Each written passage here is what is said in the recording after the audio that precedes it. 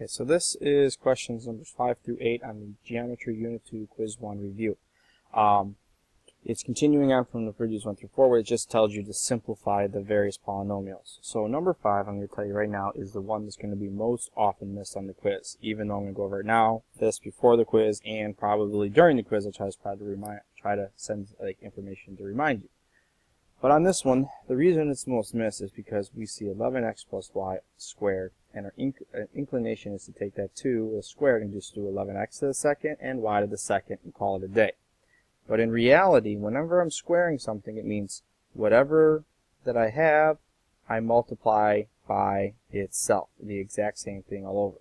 So when I do that, now I have a binomial times a binomial, which means we should be doing the box. 11x and y, and 11x and y. So now we multiply. We get 121x to the second. 11x times y is 11xy. 11x times y, again, 11xy. Y times y, y squared. Okay, like terms. 121x squared is the only term like that. You add across the diagonal, okay? And you get, when you do that, you get 11xy plus 11xy, which is 22xy, and then you have the y squared sitting there at the end. And this is your actual answer. In number 6, the question I ask a lot of times is what's going on between the polynomials? And in this example, we are multiplying the polynomials, which means if we're multiplying, we should be creating our box. Now, I'm making this one longer than the previous ones because I have 3 terms. So 4m squared, negative 3m, and 7, and vertically here, 2m minus 5. So what we're going to do now is we are going to multiply and get our terms. 2m times 8m squared, 8m cubed. 2m times negative 3m, negative 6m squared. 2m times 7, 14m.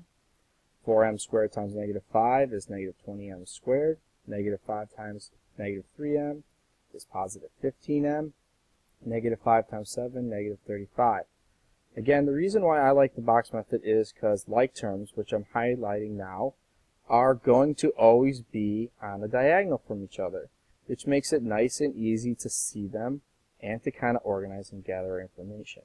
So, after I've highlighted all the boxes, I have the 8m cubed, negative 20m squared plus a negative 6x squared, because I'm always adding, is negative 26m squared.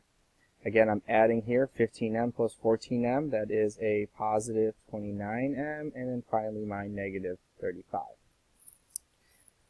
This is a video of only 5 and 6. I'll do another video of 7 and 8, and then finally 9 and 10.